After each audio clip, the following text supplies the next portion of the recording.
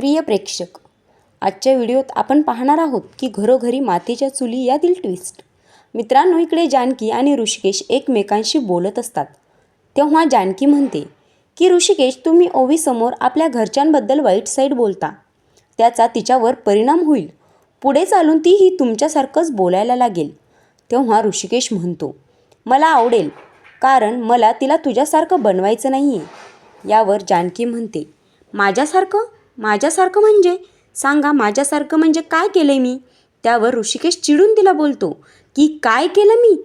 ज्यांनी आपल्याला अन्नाला तरसवलं त्यांच्याकडून शेत उसणं घेतलंस तू.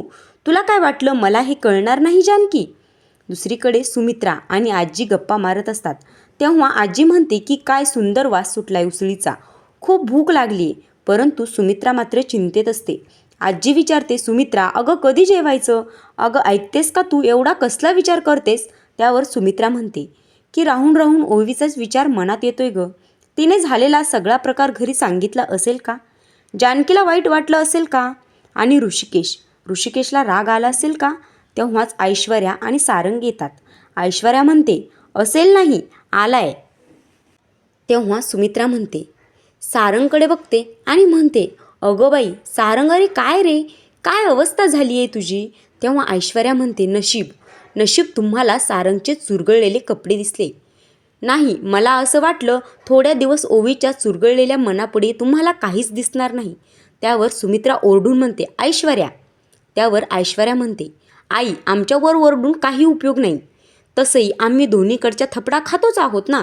इथे घरात तुम्ही आणि बाहेर गेल्यावर जानकी वहिनी आणि ऋषिकेश दादा, ते दोघेही आमचा सतत अपमान करत असतात. कधी शब्दाने बोलतात तर कधी हाताने. त्यावर आजी आश्चर्याने म्हणते, गुंडी? ऐश्वर्या सारंगला म्हणते, दाखवा सारंग. आणि गाल समोर करत ती सुमित्राला गालावर मारलेला ओळ दाखवते. सारंग नको म्हणत असताना ऐश्वर्या सारंगला म्हणते, हे बघा, आपल्याकडे आता दुसरा पर्याय नाही आहे. तुम्ही जर का आत्ताच पुरावा नाही दाखवला तर त्याचा विश्वास तुमच्यावर कधीही बसणार नाही. दाखवा. आणि ती सारंगचा गाल पुढे करत म्हणते, बघा आई, चांगलाच बोच करून काढले तुमच्या सावत्र ऋषिकेशने. इकडे ऋषिकेश जानकीवर ओरडत असतो. तेव्हा म्हणतो, काय गरज होती त्या सौमित्रीची मदत घ्यायची आणि सयाजीबरोबर पैज लावायची? जानकी म्हणते, नाही ऋषिकेश, आधी पैज लागली आणि त्यानंतर सौमित्र भाऊजींनी मला मदत केली. आणि का नाही घ्यायची मी त्यांची मदत? कुटुंब आहे ते माझं, मी मदत घेणार. तुम्ही फक्त बघा त्या सयाजीरावाला मी कशी अडचणीत आणते ते. त्यावर ऋषिकेश म्हणतो, अगं अडचण आणायची तर त्याला खूप मार्ग आहे जानकी, तेही रणदिवीची मदत न घेता. जानकी, काय झालं तरी तू सौमित्र्याच्या शेतात नांगर नाही चालवणार. त्या रणदिवीच्या घरातील कुठलीही आणि कसलीही मदत नकोय मला आपल्याला. आणि तरीही तुला ते करायचंच असेल ना, तर या कामात मी तुझ्यासोबत नसेन, एवढं लक्षात ठेव. जानकी म्हणते, काय? ऋषिकेश त्याच्या जानकीसोबत नसेल? आजवर प्रत्येक लढाई आपण एकत्र लढलो आहोत ना ऋषिकेश? यावर ऋषिकेश म्हणतो, लढलो आहोत ना गं जानकी, यापुढेही आपण प्रत्येक लढाई एकत्र लढू. पण एक गोष्ट लक्षात ठेव जानकी, योग्य लोकांचे हात धरलेस ना, तुला चुकीच्या लोकांची पाय धरायची वेळ येणार नाही. बाकी तू शहाणीच आहेस, पण आपल्या ओवीमध्ये तुझं शहाणपण येऊ देऊ नकोस. तिच्यात माझं वेडपण यायला हवं. बस. एवढं बोलून ऋषिकेश रागाने निघून जातो. इकडे सुमित्रा सारंगला विचारते, नेमकं काय झालंय, मला नीट सांगशील का तू? त्यावर ऐश्वर्या म्हणते, तुमच्या लाडक्या ओवीला घराबाहेर काढलं ना, त्याचा चांगलाच वचपा काढलाय ऋषिकेश दादांनी. ऑफिसमध्ये सगळ्यांसमोर मारले सारंगला बघा. त्यावर सुमित्रा सारंगच्या जवळ जात म्हणते, सारंग, तुला ऋषिकेशनं मारलं? कसं शक्य आहे हे? ऐश्वर्या म्हणते, मी म्हटलं होतं ना तुम्हाला सारंग, की तुम्ही शर्ट बदलू नका. ते याच्यासाठीच, आठवलं? तुम्ही जर शर्ट बदलला असता तर आईचा विश्वास कधीच माझ्यावर बसला नसता. माझ्याकडे तुमच्या या अवस्थेचा पुरावा तरी आहे, मी तो त्यांना दाखवू शकते. ऐश्वर्या म्हणते, नाही ठीक आहे, तुम्हाला जर माझ्यावर विश्वास बसत नसेल ना, तर सारंगच्या तोंडूनच ऐका. सांगा ऑफिसमध्ये जे काही घडलंय ते सर्व सांगा आईला सारंग. ऐश्वर्या म्हणते, हे बघा, मला सगळं कळतंय सारंग, की तुम्हाला याचा खूप त्रास होईल, पण तरीही तुम्हाला आईला सांगावंच लागेल.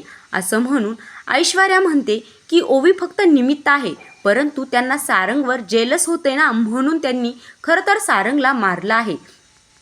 त्यावर आजी म्हणते की इथंच त्यांना त्यांच्या कर्माची फळं मिळतील. इकडे दुसरीकडे गुलाबदादा आणि जानकी दोघेजणे आपल्या गोट्यात येतात. खंड्या आणि सर्जाशी जानकी बोलत असते. ती म्हणते की उद्या आपल्याला काहीही करून शेती करायची आहे, शेतीची नांगरणी करायची आहे. हे सर्व बोलत असताना आजी तिकडनं ऐकत असतात आणि त्या म्हणतात की आतापर्यंत जानकीने माणसांना फितवलं, आता ती बैलांना देखील फितवते. आजी असंही म्हणतात की ऐश्वर्याला या जानकीसारखं शेती करणं किंवा असं काही करणं कधीच जमणार नाही, पण तरीही ही गोष्ट आपल्याला गुंडीला जाऊन सांगावीच लागेल. असं म्हणत आजी धावत पळत ऐश्वर्याच्या रूममध्ये येतात. तेव्हा ऐश्वर्या बॉडी लोशन लावत असते. आजी झालेली सर्व काही हकीकत ऐश्वर्याला सांगतात. ऐश्वर्या म्हणते ठीक आहे, काहीच अडचण नाही आहे.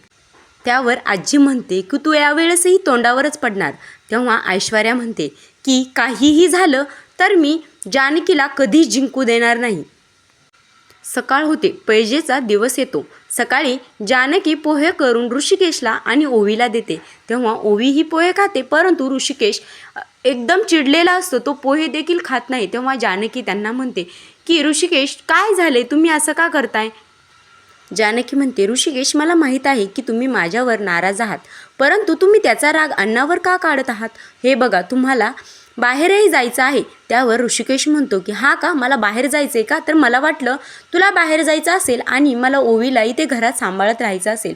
त्यावर जानकी म्हणते की तुम्ही प्लीज असं बोलू नका, आपल्याला दोघांनाही शेतावर जायचं आहे. त्यावर ऋषिकेश म्हणतो की नाही, काहीही झालं तरी मी शेतावर येणार नाही, त्या कामासाठी मी तुला मदत करणार नाही.